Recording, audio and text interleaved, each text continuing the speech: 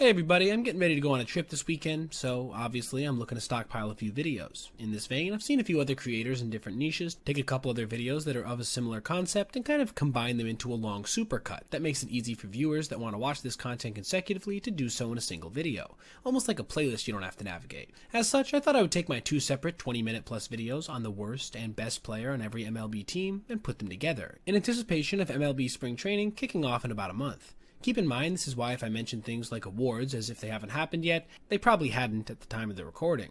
However, as I did do these videos over this off-season, and they were concerning last year, none of the data itself should be in any way affected.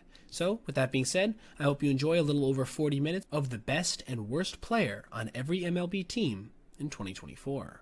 There was lots of amazing things that happened in 2024. Aaron Judge had one of the greatest hitter seasons of all time. Shohei Ohtani had arguably the greatest DH season of all time. Bobby Witt Jr. had one of the best shortstop seasons of all time. And both the National and American League Cy Young favorites won pitching triple crowns. But among all the highlights, there were of course the lowlights, and that's what we're going to be focusing on today, as we go through every major league team's worst player of 2024. Now, a couple rules before we get started. First, the player in question had to have played about a third of their team's games at least. So about 50 games for a position player, 10 starts for a starter, 25 to 30 games for a reliever, or some combination of the last two if they both started and relieved. I don't want players who didn't have notable sample sizes to get penalized unfairly on things like rate stats, though I will leave this ultimately up to my discretion. Secondly, the player does not have to currently be on or have even finished the entire season with their team, as I'm sure at least a couple of these players are going to have been released before the season ended for obvious reasons, or even gotten traded as a change of scenery move. Alright, with those things being said, let's hop right into it, going division by division, this time starting with the National League and the Phillies. Now, this one's pretty easy, as no one on their team came close to the negative 1.6 WAR that Taijuan Walker posted in 19 games, to go along with a 7.10 ERA and ridiculously high 1.72 WHIP. While the question remains open whether or not he'll be of any use going forward, as he did encounter some injuries during this campaign, there's simply no amount of copium that can excuse 2.6 home runs being given up per 9, as his home run rate was nearly half of his abysmal strikeout rate of just 6.2. The Braves had a lot of underperformers in 2024 relatively speaking, with guys like Bryce Elder, Sean Murphy, and Orlando Arcia not providing nearly the production they had in previous seasons, while dealing with a host of injury issues as well. But one guy who managed to stay mostly healthy, yet ranked among the worst hitters in all of baseball surprisingly, was Adam Duvall. Bringing into the season a career slugging percentage over 460, Adam proceeded to throw up a 323 mark in 104 games, tallying just a 57 OPS plus to complement an abysmal 569 OPS. Considering the guy already didn't have the greatest fielding peripherals, and all this came out to a negative 1.4 WAR in a season that Atlanta desperately could have used some of that offensive thump. While it's very possible the Braves could bounce back in 2025, it will more than likely be without the just turned 36 Duvall. The Mets bring with them our first player to not have a fairly significant contract entering 2024, in DJ Stewart. So, while expectations couldn't have been extremely high for the 30-year-old, the previous year's 840 OPS in 58 games must have made them feel like there was at least some value in the lefty's bat. But in about the same number of plate appearances the previous year, DJ managed to post a negative 0.8 WAR, courtesy of an atrocious 177, 325, 297 slash, with just an 81 OPS plus and negative 5 DRS through just 36 games in the outfield. He played the rest of his games at DH. On a surprising squad, he was one player who, unfortunately, saw his stock drop considerably. While the Nationals weren't a good team per se, they definitely showed some growth in their current rebuilding phase, courtesy of a bunch of their young players having solid to very good seasons. However, one player who was not one of these young guys was veteran Eddie Rosario, whose negative 1.2 WAR, 56 OPS plus, and ridiculous 183 batting average all ranked amongst the worst on the team, along with some of its worst defense as well. For a guy who's now 32 years old, one has to wonder how much longer Rosario will keep getting big league at-bats if his production remains in this range, as his totals following a trade to Atlanta in 24 games were actually worse than what he'd posted in Washington. Rounding out the National League East, we have the abysmal Miami Marlins, who had quite a few candidates for a list like this as you could guess. As you could make a solid case for Roddery Munoz, who posted a FIP north of 7, and Nick Gordon, who overall had the worst WAR on the team at negative 1.7. But I'm instead going to go with a guy who had one of the worst 65-game performances in the history of Major League Baseball, Tim Anderson, who threw up a ridiculous 463 OPS, 27 OPS plus, and just 3 extra base hits through 241 plate appearances. It wasn't even like his batting average was that bad. I mean, the guy hit 214, but when you walk only 7 times while striking out 68 and not having any, and I do mean any thump to your bat, your numbers will look like that. So bad that not even mediocre defense as a shortstop can help you out. Now, leading off the Central Division, we have the Brewers. While they certainly had a host of players who had what we can consider to be poor seasons, none of them were quite as bad as the other examples we've looked at today. Still, Jake Bauers and his negative 0.4 WAR and .361 slugging percentage from a first baseman were undeniably awful. One thing to note here as well is that Rhys Hoskins just barely surpassed these numbers, despite being paid about $17 million more. So, more than likely, if the Brewers want to have an extended playoff run come 2025, a quality first baseman should definitely be on their off-season shopping list. The Cardinals had a host of players with WARs south of 1, with some notable underperformers being Matt Carpenter, Brandon Crawford, Victor Scott II, Jose Fermin, and Jordan Walker. But none of these guys had the lowest. That dubious honor goes to Dylan Carlson, whose negative 1.0 came as a product of registering just 5 doubles and 0 home runs or triples through 59 games, to go along with a 198 batting average and 515 OPS. For a guy who was once considered a top prospect, this kind of sagging production is highly discouraging, even if his numbers did improve marginally upon a trade to the Rays. The Cubs bring with them perhaps the saddest inclusion of the day, as seeing a player who had pitched for 10 years before 2024, with much of that coming with great success, fall off a cliff so dramatically before signing a prove-it deal with another team just feels bad as an onlooker. But make no mistake, Kyle Hendricks was easily the worst Cubs player of the year, as his 67 ERA+, near 6 ERA, and 10 hits allowed per 9 all came out to an unholy negative 1.6 WAR through just 130 innings pitched. Hopefully he finds much more success with the Angels, so he can be dangled as trade bait around the deadline to a team that could actually use his services come the postseason.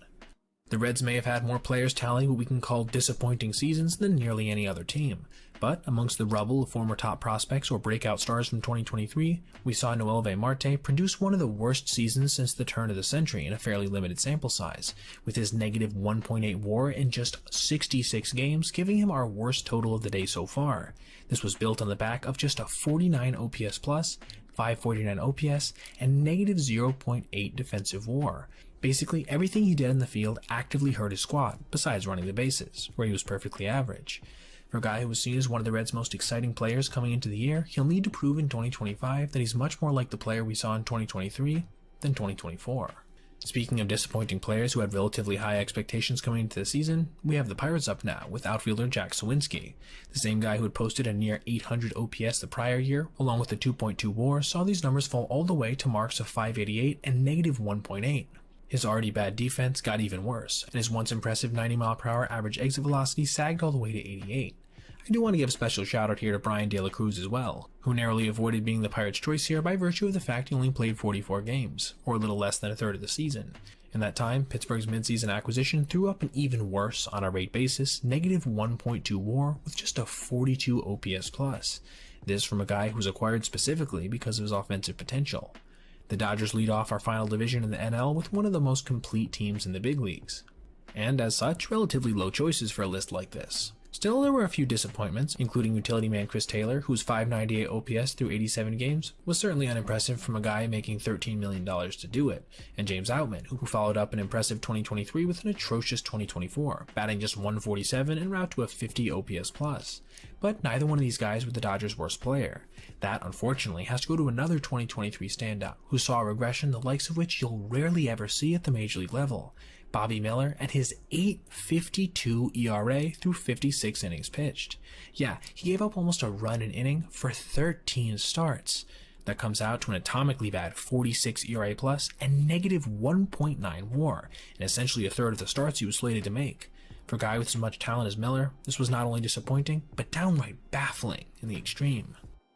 The Padres are up next, and much like the Brewers, they don't have any obvious candidate for the worst player on their team. Luis Camposano was certainly underwhelming, especially relative to expectations, but he wasn't terrible on the level some of these other guys on our list have been.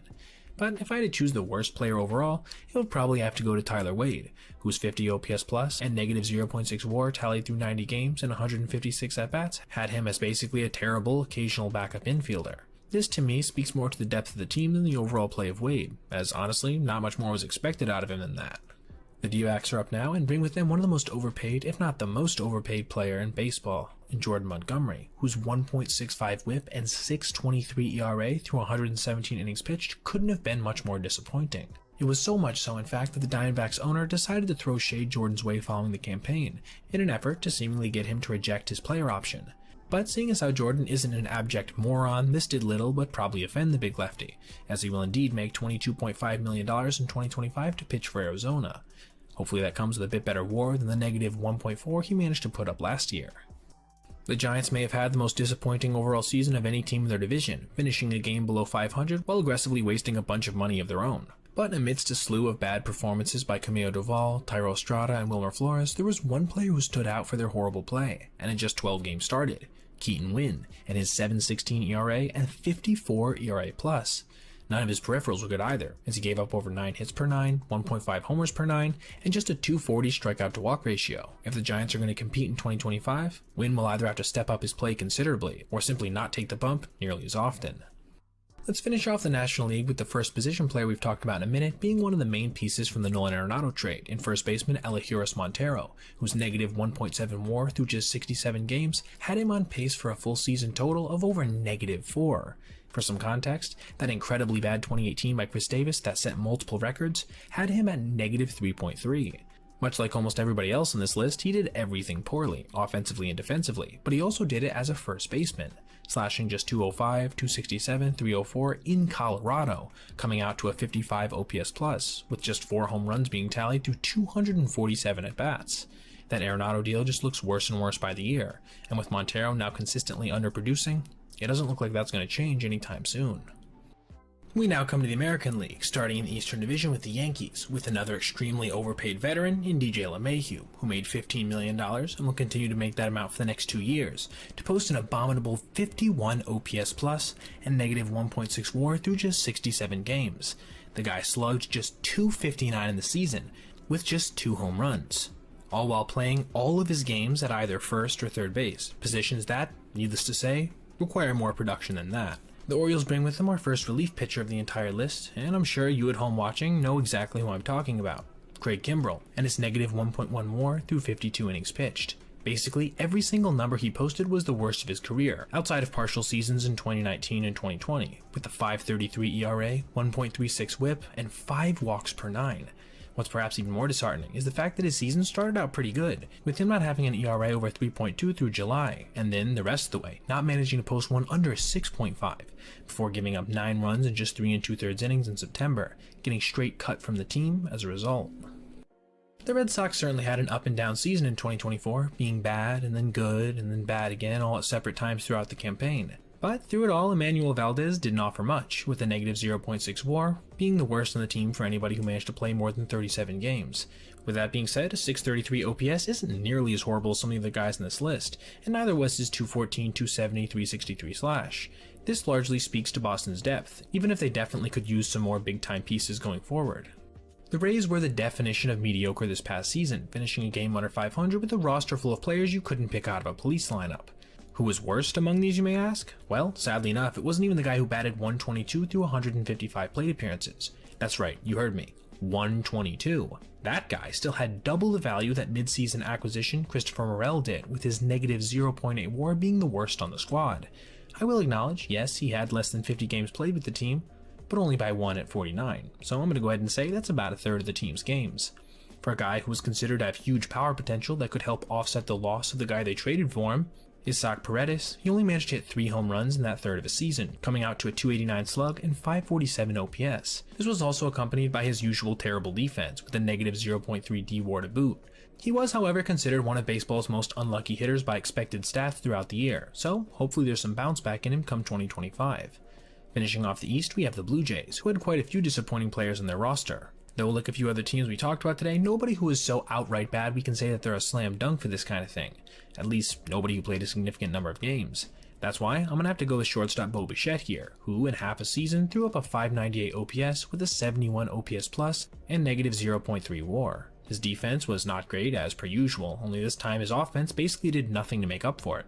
For a guy who had a career OPS plus north of 125 coming into this season, this was surely a step backward, and is hopefully one that can be rectified in 2025. The Guardians led off the Central with the first pitcher we're going to talk about here in a while, being once promising lefty Logan Allen. While his WAR wasn't the lowest on the team at -1, teammate Carlos Carrasco had him beat there by a smidge. Basically, the rest of his peripherals were among the worst in the major leagues, as in just 97 innings pitched, he managed to tally an ERA plus of just 71. with a near 6 ERA and atrocious 1.58 whip. For a guy who was a solidly above average pitcher last year, this certainly came as a surprise to many, and a truly unwelcome one for a Cleveland squad that desperately needs some depth in their starting rotation for the coming seasons. One of the big surprises in 2024 was the emergence of the Kansas City Royals as not just a fun, pesky squad, but one with true playoff legitimacy. They did this, however, without the help of one of their key bullpen offseason acquisitions in Will Smith, our second and last reliever of the video. Smith, in 45 games pitched, posted an ERA of 6.53, with his negative 0.9 WAR being tied for the worst on the team despite him only throwing a little over 40 innings in total. As you can imagine with peripherals like this, everything else pretty much sucked too. A 65 ERA plus, 1.45 whip, you get it. And what's more, his Magic Championship attraction capabilities seemingly came to an end with the Royals being bounced in the second round of the playoffs after Smith had been a part of a World Series winning team every year since 2021.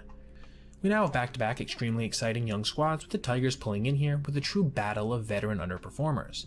Now, on the surface, you might say, how could this not be an easy Javier Baez selection? And you'd have a point. I mean, a 184, 221, 294 slash with middling defensive metrics that come out to a negative 1.1 total WAR certainly seem to scream worst on the team, right? But what if I were to tell you that he wasn't even the least valuable player to the Tigers this past campaign? That dishonorable mention would have to go to the 36-year-old Kenta Maeda, who pitched 112 innings with an ERA north of 6. A 67 ERA plus, and negative 1.7 WAR, all from one of the only guys the Tigers actually signed to be a veteran leader in the rotation, a role he couldn't even manage to hold on to throughout the season. With that being said, even though it is close for me, Javier's absolutely abysmal rate of production over his 80 games played, combined with Kenta's usefulness at times out of the bullpen, mean that even though it's closer than you might think, I still will have to choose Baez here as the worst Detroit Tiger of 2024. The Twins were, in contrast to the prior two teams, a huge disappointment this past year, blowing a 95% playoff probability as late as early September. They did this with a crew of either injured players or underperformers, though with a lack of truly terrible performances, save for one. That of starter/reliever Louis Farland, who followed up parts of two mediocre seasons with one of the worst campaigns we're going to talk about today, posting a 7.61 ERA with a 55 ERA plus and nearly 1.7 whip. This guy also allowed 12 hits per 9, helping him to rack up negative 1.4 WAR through just 49 2/3 innings. We now come to the magnum opus of terrible squads, the absolute penultimate collection of horrible players on a baseball field, the 2024 Chicago White Sox, who had over half of the players that took regular at-bats for them in 2024 post negative WAR totals while doing it, with a host of other pitchers being in this category as well. But there was one player whose play was so atomically, atrociously bad that I actually have to step in and bend my rules a little bit here again. That's right, even though he played a little under 50 games at 48, Martin Maldonado has to take the cake here as the worst player on the White Sox. Why, might you ask? Well, how does a 15 OPS plus sound? Yeah, courtesy of a 119 batting average and just 174 OBP. Just for a bit of reference here, both of those are worse than the career totals posted by Clayton Kershaw as a hitter. All of that with some mediocre defense sprinkled in came out to a negative 1.3 WAR, the worst total on a squad that had another guy who batted just 104 in 42 total games, being Miguel Vargas. Holy moly, it's no wonder they lost 121 games. The Astros bring us to our final division of the video, with our first major instance of a high-profile player not playing enough games to be eligible for a list like this. You see, while this pick would be extremely easy if Jose Abreu had indeed managed to play around 50 games, because he was well short of that at 35, his negative 1.7 WAR, which was easily the worst on the team, can't designate him as the worst player, as he simply wasn't on the field enough to be considered a main part of the squad. As such, we have to turn to our tertiary choice here, with a guy who had an atrocious season in his own right, but with his being over a notable sample size of 94 games. In Chas McCormick, and his negative 0.6 WAR built on the back of a 576 OPS and 66 OPS plus, numbers that were easily the worst of his career, especially coming off of a breakout 2023. I'm just hopeful that Dusty Baker's yo-yoing of him that season doesn't end up adversely affecting his overall development. We are back in disappointing territory now with the Mariners, who squandered what was at one point a 10-game lead in their division en route to missing the postseason completely. But they did do so without any major negative contributions from nearly any of the routinely started players, even if very few of those guys actually produced much otherwise. It's because of this I'm going to have to go with what amounts to a fairly innocuous pick, being that of first baseman Ty France, whose negative 0.2 WAR certainly doesn't leap off the page at you, nor does his 97 OPS plus. Still, for a guy who basically played all of his games at either first base or DH and was literally an all-star a couple seasons back, it was a disappointing showing, and arguably the worst on the team. While we're talking about disappointing showings, let's address the Rangers, who followed up their first World Series championship with finishing 3 games south of 500. It was a forgettable year overall, but especially so for one of their top prospects who made his first major league appearances this season, Jack Leiter, whose 35 innings pitched is definitely up for debate whether or not it should count for something like this. But seeing as how he ended up pitching the 14th most innings on the entire team, I'm going to say that it does. And believe me, he definitely did a lot to earn this spot, as in that limited time he managed to somehow throw up a negative 1.6 WAR, courtesy of an 8.83 ERA, the worst we're going to talk about today. That's right, he allowed 35 earned runs in just those 35 2/3 innings. This came along with giving up 7 home runs as well as walking 17 batters with just a 45 ERA+. Simply one of the most vicious starts to a major league career I've ever seen. The Las Vegas, Sacramento, Oakland A's may have finished second to last in their division, but they did so while running off some of the more exciting stretches of the baseball season, with notable contributors like Lawrence Butler and Brent Rooker having truly standout campaigns. But of course, on a team that won just 69 games, there was going to be a couple real stinkers in there as well, including the inevitable choice here for the worst player, in Ross Stripling. The veteran righty was one of the only players that was actually acquired over the prior offseason, and did so courtesy of a $15 million contract. All to see him post a 6.01 ERA, negative 1.1 WAR, 1.53 WHIP, and 66 ERA+. Perhaps the only positive thing relating to this deal is the fact that it is now over. We end our video now with perhaps one of the most depressing teams in all the big leagues, the Angels, who seem to be spinning their tires while getting nowhere fast after seeing their players post the worst season in franchise history in 2024. They did so while logging underperformances by Reed Detmers, Jose Suarez, Griffin Canning, and Mickey Moniak.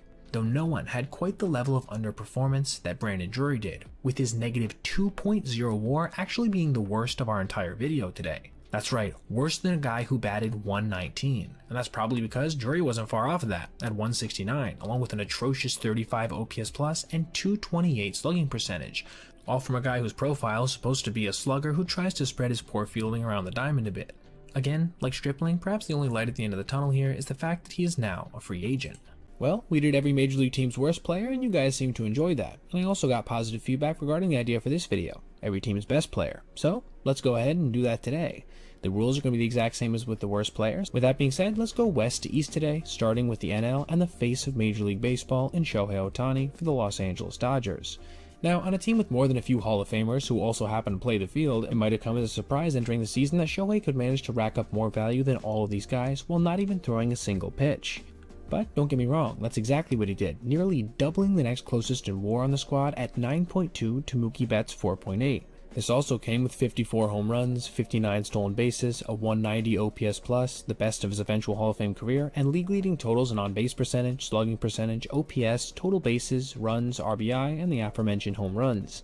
It doesn't get much more easy than this, as Ohtani will more than likely win his first NL and third overall MVP this offseason. The Padres definitely surpassed expectations of them coming into the 2024 season, but did so without any truly insane production from any one player. With that being said, Manny Machado, Jurickson Profar, Michael King, and Dylan Cease all had standout campaigns, but none of them were quite as well-rounded as 20-year-old rookie center fielder Jackson Merrill, who actually led the team in WAR at 4.4 while finishing second on the squad in home runs, RBI, stolen bases, and runs, as well as third in OPS+. His fielding was even pretty decent from somebody who had never spent significant time in center field before this season. He'll most assuredly finish top 2 in Rookie of the Year voting and could very easily take home the award over fellow rookie phenom Paul Skeens, who we'll come to in a second. The D-backs fell short of a playoff spot a year after going to the World Series, despite winning 5 more games, an overall disappointing outcome for a franchise that definitely seems to be on the rise. With that being said, there was one player on their team that stood heads and shoulders above the rest, and that was All-Star Ketel Marte, who crushed 36 home runs with a 292, 372, 560 slash, and 155 OPS+. He even exactly doubled the next closest position player's WAR at a mark of 6.8. If he hadn't gotten hurt for periods in both August and September, he almost certainly would be finishing top 2 in MVP voting, and still will more than likely find himself in the top 5 regardless. The underperforming Giants, who finished a game under 500, saw almost all of their standout production come from a couple guys, being Heliot Ramos, Tyler Fitzgerald, Blake Snell, Logan Webb, and their offseason acquisition that they recently signed to a huge extension, and my personal choice here for their best player of the year, Matt Chapman. Now, while his hitting peripherals don't necessarily look all that great, as an OPS of 790 certainly isn't superstar level production, his overall WAR of 7.1 certainly was, courtesy of doing everything that he did do at the plate in Oracle, which helped him to a 125 OPS plus, and his truly outstanding Gold Glove defense. San Francisco certainly has a lot to figure out before next season, but one thing they can be sure of is who's going to take every single rep at third base for the foreseeable future. Finishing out the West, we have the Rockies, who actually had two players that were, in my opinion, neck and neck for this, as you can make solid cases for both Ezekiel Tovar and Brenton Doyle, both who had extremely impressive defensive seasons while being surprisingly above average hitters. But, as almost all their numbers are similar, I'm going to have to give the edge to Doyle here, since he managed to swipe 24 more bases while having the slight edge in on-base percentage, OPS, and total WAR, as his total of 4.0 in this regard paced the entire team. This is a truly depressing squad when examining their prospects at being a relevant winning team again, but this duo of strong position players should provide them at least something to build around going forward. The National League Central is led off by the Brewers, who actually had a host of above-average performers on the roster, with many of them being under 27 years old as well. And while I will acknowledge the impressive play of Willy Adames, Jackson Chourio, Bryce Terang, and the abbreviated campaign posted by Christian Yelich, this has to go to William Contreras here, considering the fact that he led the team in OPS, doubles, and runs, all while providing solid defense as a catcher. In the overall MLB today, he's probably a top 3 backstop, and arguably in the top 2, which, to me, easily makes him the best player overall in the Brew Crew. With the amount of superstar names on the Cardinals, you probably would have expected coming into this season that the player I'd be talking about would be a Goldschmidt or an Arenado, but neither one of these guys even finished in the top 3 in total WAR on their team, with both of them finishing behind Wilson Contreras, who only played 84 games. And yes, while what Contreras did was impressive in a limited sample size, he probably wasn't the best overall player on the team. That would have to go to rookie shortstop Mason Wynn, who in 150 games paired Gold Glove level defense as a shortstop with league average hitting, helping him to a team leading WAR of 4.9. I do want to also give a shout out here to Ryan Helsley, who had one of the best seasons for any reliever in Major League Baseball, en route to posting an insane 2.06 ERA plus and locking down 49 saves. Now, Chicago was a very difficult one for me, as in my opinion you can make solid cases for at least 4 different guys, being Ian Happ, Seiya Suzuki, Shota Imanaga, and who I'm going to eventually end up going with, Dansby Swanson. Now, the difference between all these players is marginal, but I personally value how Dansby was probably the best fielding shortstop in the big leagues per advanced analytics, with him having 14 OAA to go along with the team leading WAR of 4.0 and perfectly league average hitting. Another factor that separates him from the rest is the fact that his base running was also surprisingly elite, as his 3-runner runs per Baseball Savant had him in the 96th percentile in Major League Baseball, despite not having far above average sprint speed. I honestly couldn't fault you here for picking any one of the other players, but for my 2 cents, I do think Dansby has the edge here by a small amount.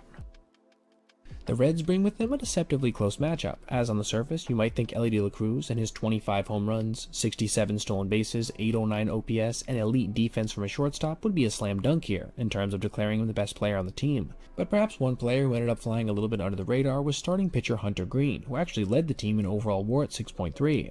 Though I will acknowledge that it is hard to compare these marks between position players and pitchers. Still, a 2.75 ERA, just over 1 whip, and 10 strikeouts per 9 over 150 innings were certainly impressive, and probably would have netted him a top 3 Cy Young finish had he not gotten injured. Still, even with that being said, I think I'm going to have to go with Elly here. His overall maturation as a player in his early 20s honestly couldn't have been much more impressive, even if he definitely needs to cut down on those 218 strikeouts.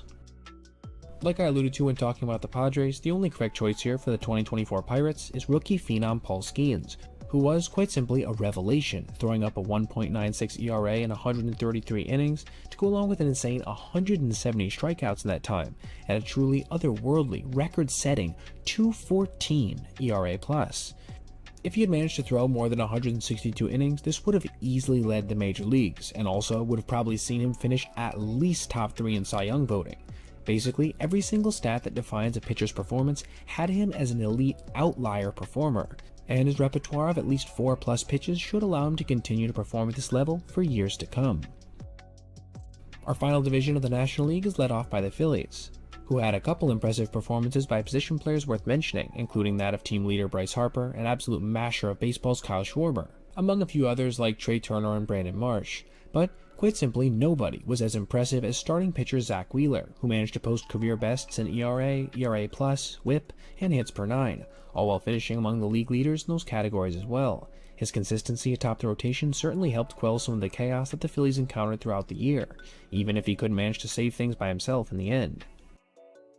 While the Mets certainly did have a host of surprising contributors in Mark Vientos, Jose Iglesias, Luis Severino, and Sean Manaea, as well as the old mainstays like Pete Alonso and Brandon Nimmo, inevitably the only real choice here for their best player has to go to the guy who was, for much of the summer, actually considered in contention for the MVP award, due to the overall nature of their game. Francisco Lindor and his 7 WAR, which was more than double the Mets' next closest position player.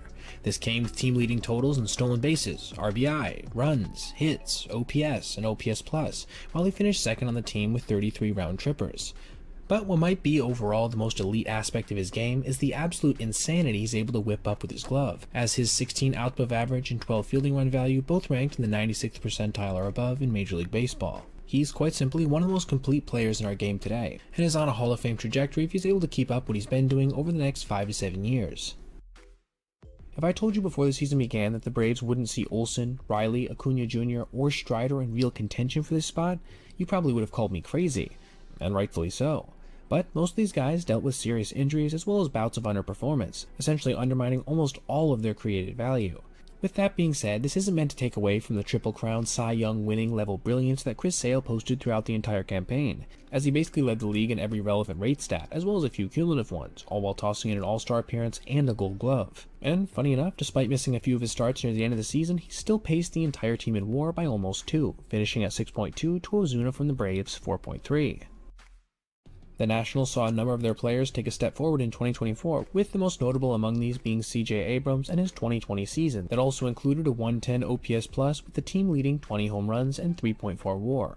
Yes, his advanced numbers on defense were pretty atrocious, but considering his elite athleticism, this is more than likely something he can improve upon, though it is an open question whether or not he'll manage to hold this spot next year after we get full seasons from prospect phenoms Dylan Cruz and James Woods.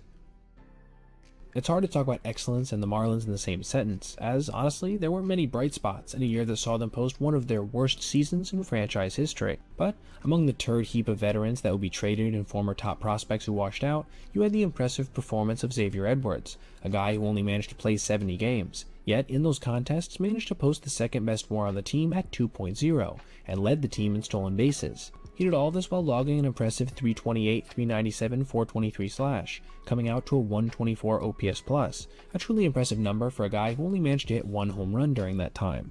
Since he's only 24 years old, he could easily end up being one of Miami's foundational pieces moving forward, that is, if they're actually able to build a foundation around him. We come to the American League now and the Houston Astros. Now, this one is tough for one big reason. The Astros' best player undoubtedly this season was Kyle Tucker, whose 4.7 WAR through just 78 games had him on track for a near 10 total over a full season. He also backed it up with a 181 OPS+, 993 OPS, and 23 home runs, all in that same limited sample size.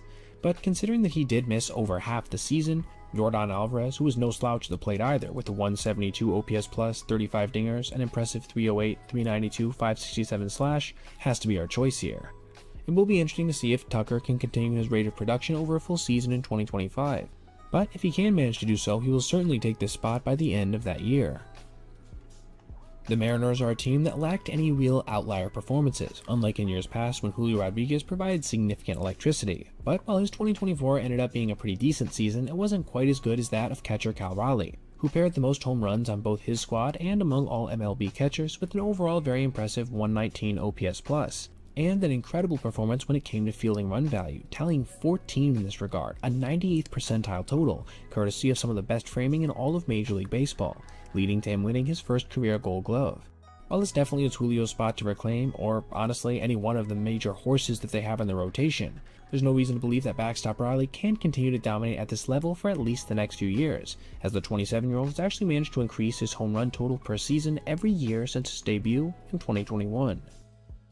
The Rangers offer one of the more straightforward selections of the day, as shortstop Corey Seager, despite missing 40 games, still led the team in overall WAR at 5.0, home runs at 30, OPS plus at 145, and slugging percentage at 512.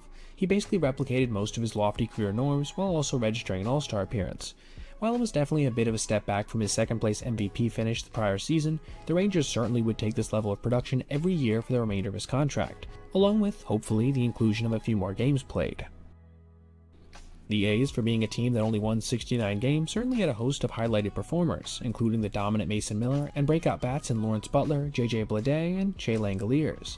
but none of these guys had quite the level of ridiculous production that their 30-year-old DH had, as Brent Rooker proceeded to not only pace the team in WAR at 5.6, even while playing very few games in the field, but also led the team in pretty much every other major offensive category, with his 39 home runs, 927 OPS, and 165 OPS plus being the big standout numbers here. The only question really this offseason is if he's going to actually make the trip out to Sacramento by the time the season starts, as his value as a trade piece seemingly couldn't be any higher than it is now. In a perfect world, the Angels would still be seeing 10 more seasons by Mike Trout, while managing to actually contend for a playoff spot some of the time. But, sadly, we don't live in that perfect world, and the result of that was just 29 games played for the Angels' future Hall of Famer, though he did manage to tally still impressive 1.1 WAR in that time frame. Due to his now constant injuries, he more than likely won't be fronting a list like this anytime soon. But you know who might be? Star sophomore shortstop Zach Neto, whose own mark of 5.1 WAR not only led the squad, but almost doubled that of its next closest performer in Logan O'Hoppe. This came with an impressive 23 home runs, 30 stolen bases, and 113 OPS+.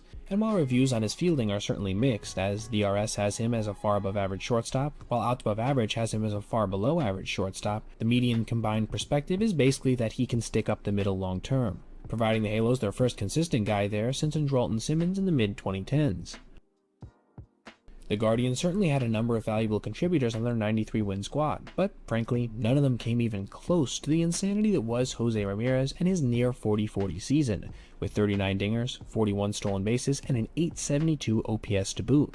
And to be honest, it probably would be easier to list the things he didn't lead the team in than the things that he did, with basically every major offensive category being Jose fronted besides triples, walks, and OBP, which he was still among the leaders in. He truly is building a Hall of Fame caliber career at this point, and it'll be fascinating to see if the threshold that he came so close to eclipsing in 2024, being the 40-40 club, actually does get surpassed in the upcoming season. The Royals bring with them arguably even a bigger slam dunk than Jose, as Bobby Witt Jr. didn't just lead all position players in wins above replacement on the team, he more than tripled the next closest, with his mark of 9.4 being one of the best totals we've seen from a shortstop this century. This was courtesy of some of the best fielding in baseball, which netted him a Gold Glove, some of the best hitting in baseball, which saw him win a batting title while swatting 32 homers, and the second most stolen bases on the team with 31. On top of all of that excellence, he also threw up 11 triples, making him one of the few members of the 40 double, 10 triple, 30 home run, and 30 stolen base club. This guy basically played like if prime Mike Trout was a shortstop, and you know what might be even more impressive? All of the advanced numbers backed up that this was thoroughly repeatable in both 2025 and beyond. The Tigers had a surprisingly good squad in 2024, one that managed to sneak into the playoffs courtesy of one of the hotter streaks in recent baseball history. However, they did a lot of this with the help of the entire squad versus any one big name.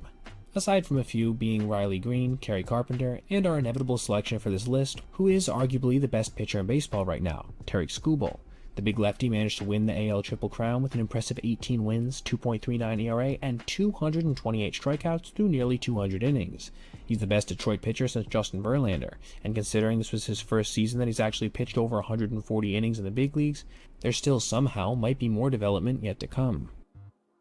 What can you even say about the Twins? 3 of their top 5 performers in WAR finished with less than 102 games played, and route to them missing the playoffs after at one point in September still having a 95% chance of making them.